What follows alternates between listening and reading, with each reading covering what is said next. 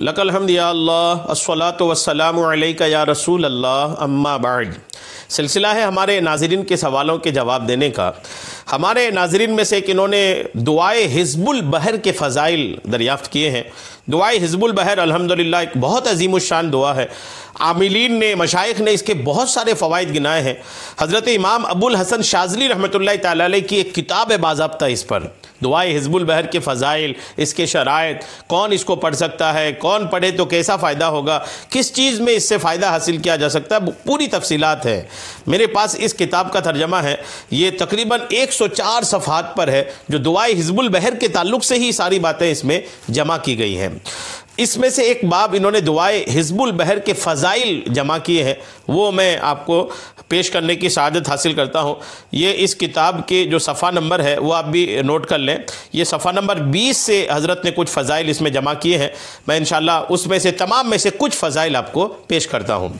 صاحب حزب البحر حضرت سیدنا امام ابو الحسن شاذلی علیہ رحمۃ اللہ الولی فرماتے ہیں، دعائے حزب البحر میں ایک ایسا اسم اعظم ہے کہ جس کے ذریعے پانی پر چلا جا سکتا ہے، ہوا میں اڑا جا سکتا ہے۔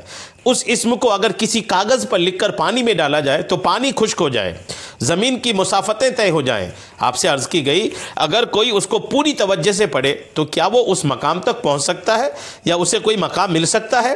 تو آپ رحمۃ اللہ تعالی علیہ نے فرمایا، اے بیٹے، اگر کوئی بیمار شخص کسی دوا فروش کے پاس جائے اور اس سے ساری دوائیاں لے کر پی لے تو کیا اسے کوئی افاقہ ملے گا؟ اسی طرح یہ اسماء اپنا راز اسی شخص پر کھولتے ہیں جو ان اسماء کی حقیقت سے واقف ہوں۔ یعنی ہر کس و ناقص پڑھ لے اور یہ سارے فائدے اس کو مل جائیں۔ امام ابو الحسن شاذلی رحمۃ اللہ علیہ فرماتے ایسا نہیں ہے۔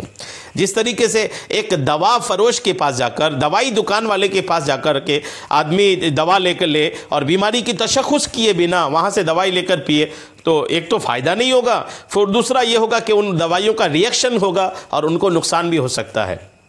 علاج تب ہوتا ہے جب آدمی کسی ڈاکٹر کے پاس جائے، کسی طبیب، کسی حکیم کے پاس جائے، ان کے پاس جا کر کے اپنے بیماری کا تشخص کرائے، بیماری کو پکڑے کہ بیماری کیا ہے، پھر اس بیماری کا علاج کرائے تو الحمدللہ پھر دوائیاں ان پر اثر کرتی ہیں۔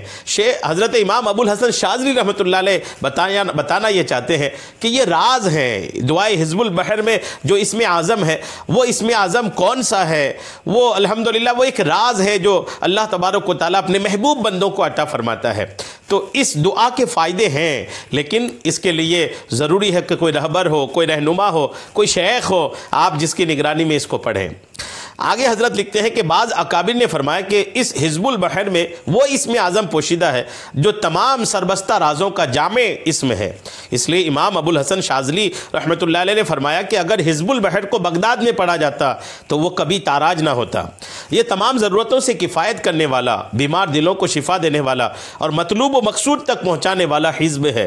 یہی وجہ ہے کہ اسے جس مکان میں پڑھا جائے وہ مکان تمام قسم کے حادثات اور ناگہانی آفتوں سے محفوظ ہو جاتا ہے۔ بعض اکابر نے فرمایا کہ یہ بلند مرتبہ حزب روشن چمکدار چراغ ہے جو عظیم المرتبت سربستہ رازوں کو عیاں کرتا ہے اور باطنی علوم کو کھول کر کے بیان کرتا ہے۔ اسی حزب سے عارفوں کو تصرفات حاصل ہوتے ہیں۔ اسی ذکر میں اہل اللہ کے لیے محیر العقول بھید موجود ہیں۔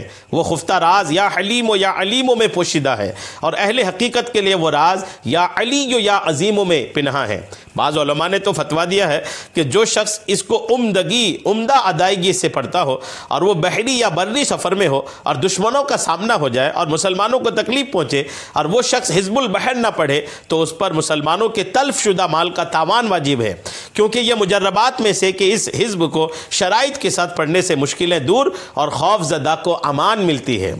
غور کر، یہ حزب ان نورانی رازوں اور زبانی فرشتوں کی دعاؤں میں سے ہے جس کو پڑھنے والا اللہ جل شانہ سے جو سوال کرتا ہے اللہ اس کو اپنی رحمت سے عطا فرماتا ہے۔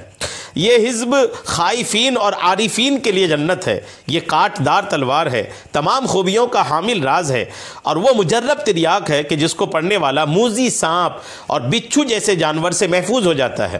یہ وہ عظیم حجاب ہے جس میں ایک ناقابل بیان راز پوشیدہ ہے۔ اس لیے شیخ عارف باللہ شیخ کامل حضرت علامہ علی بن حسام الدین رحمۃ اللہ تعالی علیہ نے فرمایا، جب تجھے زمانے کا خوف ہو یا کوئی حاجت درپیش ہو تو عصر کی نماز کے بعد حزب البحر کو 4 بار پڑھ لو تو تجھے تیری مراد مل جائے گی اور تمام مشکلات سے کفایت ہو جائے گی۔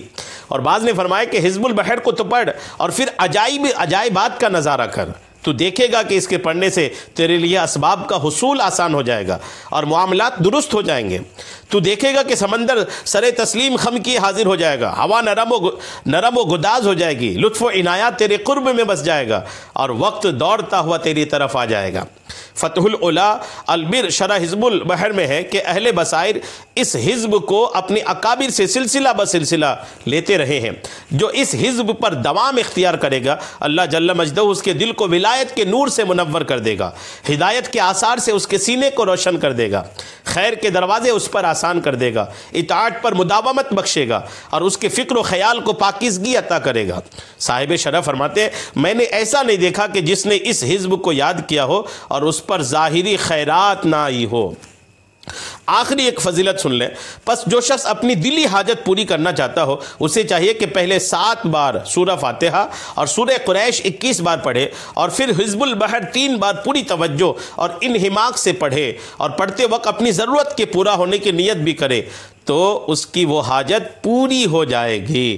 اس کے علاوہ بھی مزید فوائد اس کے حضرت نے تحریر فرمائے ہیں، تو دعائے حزب البحر کے کچھ فوائد کچھ فضائل بزرگوں نے جو کتابوں میں لکھے وہ میں نے پیش کرنے کی سعادت حاصل کی۔ اللہ تبارک و تعالی ہم سب کو سننے سے کہیں زیادہ عمل کی توفیق عطا فرمائے، آمین بجاہ النبی الامین صلی اللہ تعالی علیہ وسلم۔